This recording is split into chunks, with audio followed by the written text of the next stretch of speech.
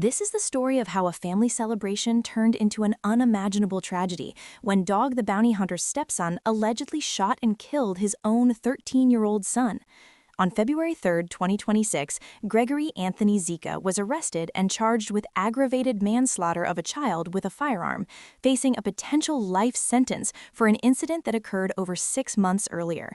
What happened on that July evening in a Naples, Florida apartment has raised serious questions about firearm safety, the dangers of mixing guns with alcohol and drugs, and how a preventable accident devastated multiple families connected to one of America's most famous bounty hunters. This case involves layers of grief, loss, and tragedy that stretch back years, connecting the death of a 13-year-old boy to a complicated family tree built on second chances and shared sorrow.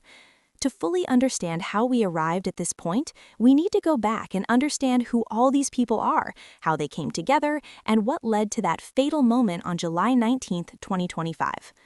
Dwayne Lee Chapman didn't start his life as a TV star. He started it as a criminal. Born on February 2, 1953 in Denver, Colorado, Dog's early life took a dark turn when he was just 23 years old. In 1976, he was convicted of first-degree murder as an accessory. Here's what happened.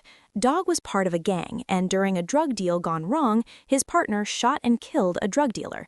Even though Dog didn't pull the trigger himself, he was present during the murder, and under the law, that made him an accessory to first-degree murder. He was sentenced to 5 years in prison and served 18 months at Texas State Penitentiary in Huntsville, Texas. This conviction would follow him for the rest of his life. Even today, decades later, Dog the bounty hunter cannot legally own firearms because of this felony conviction.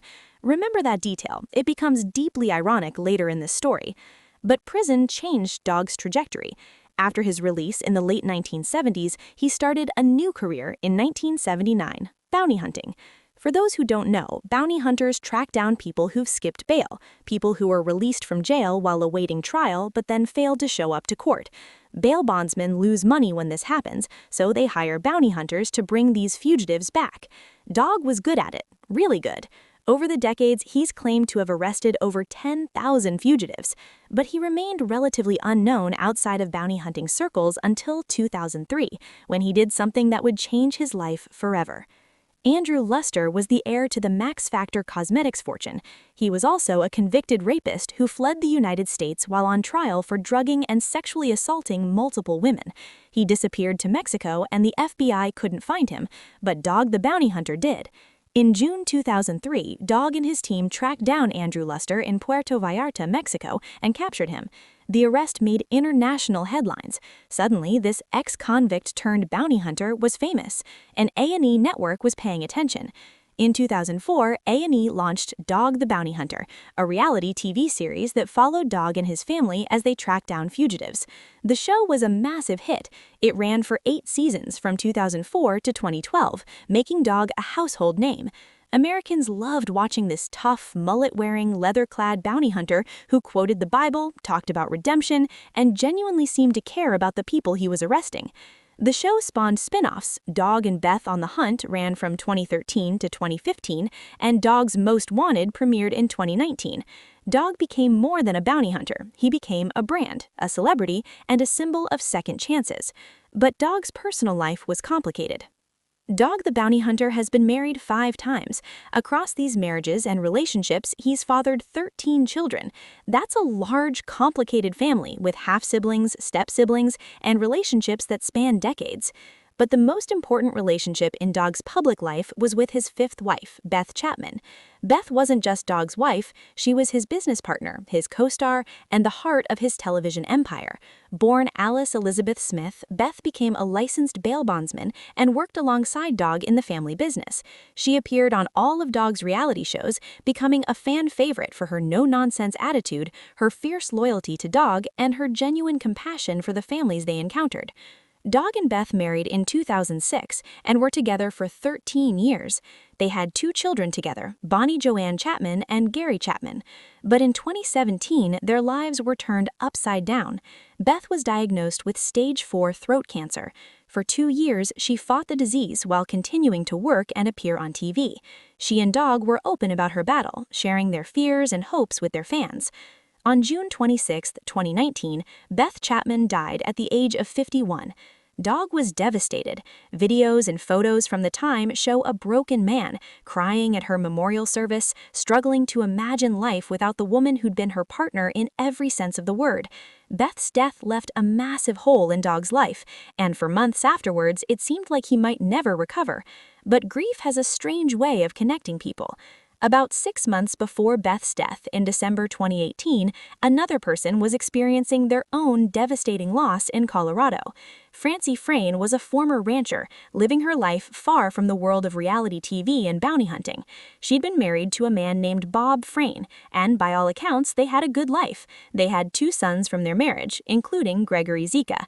Then, in December 2018, Bob Frayne died of cancer. Francie was a widow, trying to figure out how to move forward after losing her husband. She had no idea that her life was about to intersect with one of the most famous bounty hunters in America. In 2020, about a year after Beth's death, Dog needed some excavation work down on his property in Colorado. Someone gave him a phone number, Bob Frayne's number. Dog didn't know that Bob had died. He called the number and Francie answered.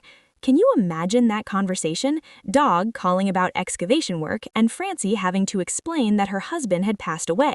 But instead of a brief, awkward conversation, something unexpected happened. They started talking. They realized they were both grieving the loss of their spouses to cancer. They both understood the pain, the loneliness, the struggle to keep going when the person you loved most was gone. They kept talking. Phone calls became more frequent, a friendship formed, and that friendship became something more. In May 2020, just 10 months after Beth's death, Dog proposed to Francie. Some of Dog's fans were shocked. Some thought it was too soon. Beth had only been gone for less than a year, and here was Dog engaged to someone new. But Dog and Francie didn't see it that way. They saw 2 people who understood each other's pain and found comfort in each other. On September 2, 2021, Dwayne Dog the Bounty Hunter married Francie Frayne in Colorado Springs at a venue called the Pinery at the Hill. Through this marriage, Dog gained 2 stepsons, Francie's sons from her marriage to Bob Frayne. One of those stepsons was Gregory Anthony Zika. Now, there's an interesting detail here that shows some family tension.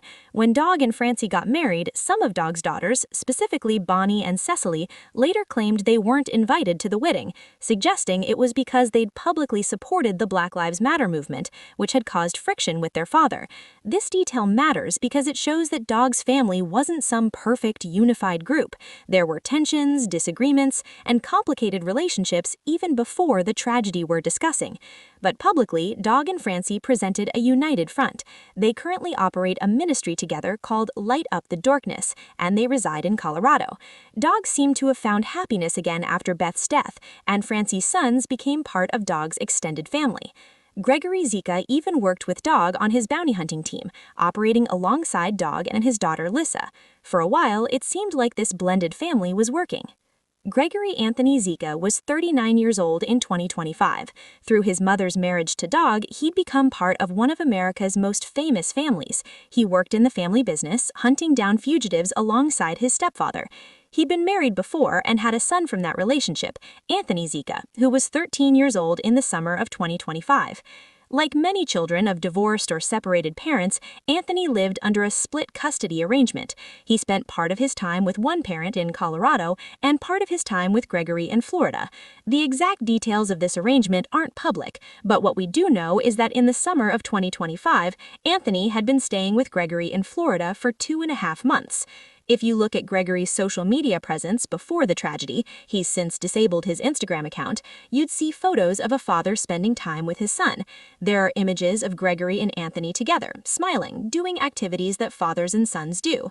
And notably, there are photos of them at a shooting range.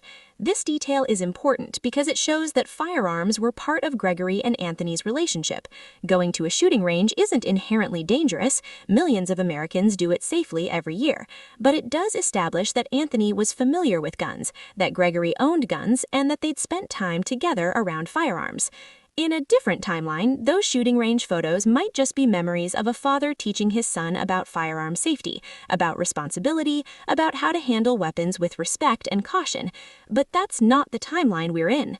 July 19, 2025 was supposed to be a special day for Gregory and Anthony. It was Anthony's last day in Florida before he returned to Colorado as part of the custody arrangement. After spending 2.5 months with his father, the 13-year-old would be heading back to his other parent and friends back home. Gregory wanted to make it a celebration. The day started at a local bowling alley. Gregory and Anthony went there, and over the course of several hours, Gregory drank alcohol. We don't know exactly how much he consumed or what he was drinking, but we know from court documents that he drank over several hours at this establishment. At some point, Gregory purchased additional alcohol. Then they left the bowling alley and headed to an apartment in the Crest Apartments complex on Sumter Grove Way, in an area of Naples, Florida called Naples Manor. This apartment belonged to a friend of Gregory's.